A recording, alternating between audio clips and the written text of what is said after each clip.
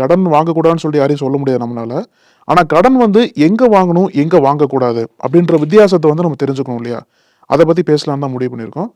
So இன்னைக்கு வந்து கடன் வந்து எங்க வாங்கலாம், எந்தெந்த இடத்துல வாங்கக்கூடாது, எங்கெல்லாம் கடன் வாங்குனா நம்ம ஜாக்கிரதையா வாங்கணும். கண்டிப்பா. கடன்ல வந்து நீங்க சொன்ன மாரி நெறைய முறைகள் தான் இருக்கு. எப்படி முதலீட்ல வந்து நெறைய முறைகள் இருக்கோ, வங்கி எஃப்டி போடுறதுலேருந்து நெறைய ரிஸ்க் உள்ள ஷேர் மார்க்கெட்ல போடுற வரைக்கும் எப்படி அதில முறை இருக்கும், கடன்லயும் நெறைய முறைகள் இருக்கு. கடன் வந்து இப்போ நம்ம 2 பிரிவா கூட பிரிச்சுக்கலாம். ஒரு பிரிவு தன்னுடைய வீட்டுக்காக தேவைக்கு வாங்கக்கூடிய கடன். டூ வீலர் கடன் வாங்குறது, வீட்டு லோன் வாங்குறது, இல்ல எலக்ட்ரானிக்ஸ் பொருள் வாங்கும்போது அதுக்காக கடன் இது ஒரு பிரிவு. இது வந்து ஒரு பெரிய லெவல்ல கடன்லாம் இருக்காது.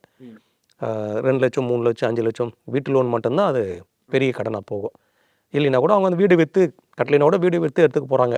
இது ஒரு குடும்ப சம்மந்தப்பட்ட கடன். இன்னொன்னு வந்து வியாபாரம் சம்மந்தப்பட்ட கடன். இந்த வியாபாரம் சம்மந்தப்பட்ட கடன்ல வந்து அந்த நிறுவனங்களுக்கு தகுந்த மாதிரி தான் கடனோட அளவு இருக்கும். இப்போ சின்ன கடையா இருக்கும்போது அவங்களோட ஒரு 5,00,000லேருந்து 10,00,000 20,00,000த்துக்குள்ள கடன் வருமானத்தின் அடிப்படையில வருமானத்தின் அடிப்படையில் அந்த கடனை அமைச்சுப்பாங்க.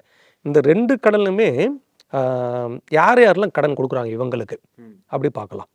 இப்போ இந்த வீடு சம்மந்தப்பட்ட நபர்களுக்கு வீட்டுனா வீட்டுக்கான தேவைகள் வாங்கக்கூடிய கடனுக்கும் இந்த வியாபாரத்துக்கு வாங்கக்கூடிய கடனுக்கும் வந்து கொடுக்கக்கூடியது முதல் பார்த்தீங்கன்னா வங்கி தான் முதன்மையாக இருக்கும். அடுத்து நிதி நிறுவனங்கள் ஆர்பிஐ கீழே பதிவு பெற்ற நிதி நான் நிறுவனம் பேங்கிங் ஃபைனான்ஸ். ஆமாம் என்பிஎஃப்சி இவங்க 2 பேருமே கொடுப்பாங்க. இப்போ இந்த 2 பேருமே முதல்ல வங்கியில் வந்து நம்மளுக்கு பொதுவான ஒரு எண்ணம் இருக்கும், எளிமையாக டக்குன்னு கிடைக்காது. ஒரு சில கடன்கள்லாம் போய் எளிமையாக டக்குன்னு கிடைக்காது. ஆனால் பார்த்தீங்கன்னா அது வியாபார கடனில் தான் பெரிய லெவலில் இருக்கும். அவ்வளோ செய்தியில் பார்த்து இப்போ தனிநபர் கடன்லாம் உங்களுக்கு 1 நாள்லேயே 2 நாள்லேயே கொடுத்துருவாங்க. கிரெடிட் கார்டெலாம் ஒரு 5 நாள் 4 நாள்லேயே கொடுத்துருவாங்க. டூ வீலர் லோன்லாம் 1 நாள் 4-5 நாள்லேயே கொடுத்துருவாங்க. ஆக அந்த கடன்லாம் வந்து ரொம்ப எளிமையாக வாங்கிடலாம் வங்கியில் வாங்குறது. வியாபார கடன் வாங்குறதுன்றது அவ்வளோ கொஞ்சம் எளிமை இல்லை தான். ஏன்னா பல விதமான ஆய்வுக்கு உட்பட்டுவாங்க. ஆனால் இந்த 2 இடத்துலையுமே நம்ம எதுக்கு முதல் ப்ரியாரிட்டி கொடுக்கணும்னா வங்கிக்கு தான் கொடுக்கணும். சேஃப் அண்ட் செக்யூர்டாக இருக்கும். சேஃப் அண்ட் செக்யூர்டு ஃபஸ்ட்டு உங்களால் வந்து அவங்க தான் உங்களுக்கான காலத்தையும் கொடுப்பாங்க கட்டுறதுக்கு, ப்ளஸ் குறைவான வட்டியும் ஃபிக்ஸ் பண்ணுவாங்க. ஏன்னா நீங்கள் ஒரு இடத்துல வாங்கி உங்களுடைய வியாபாரத்துக்கு வாங்கப்பட்டதுன்னா அது போட்டு அதுலேருந்து லாபம் வந்து அதுலேருந்து அதை எடுத்து கட்டுற மாதிரி தான் இருக்கணும். டைம் பீரியட் கொடுப்பாங்க. ஆமாம், நீங்கள் வாங்கப்பட்ட கடன்லேருந்து எடுத்து கட்டுறதுன்னா கடினம் மேடம். அப்போ இதில் வங்கி தான் முதன்மையாக இருக்குது நம்மளுக்கு கடன் கொடுக்குறது.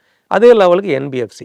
அப்போ எதுக்கு இங்கே இந்த இடத்துல 2ஆக பிரித்தாங்க பார்த்தீங்கன்னா, வங்கிக்கு என்பிஎஃப்சி எங்கே பிரிக்கிறாங்க. வங்கிக்குன்னு ஒரு கராரான பல கோட்பாடு வச்சுப்பாங்க. பல விதமான அளவுகோல் கீழே தான் ஒரு கடனை கொடுப்பாங்க. அப்படி பார்த்தீங்கன்னா அந்த அளவுகோலுக்குள்ளே பல பேர் வரமாட்டாங்க. கரெக்ட்.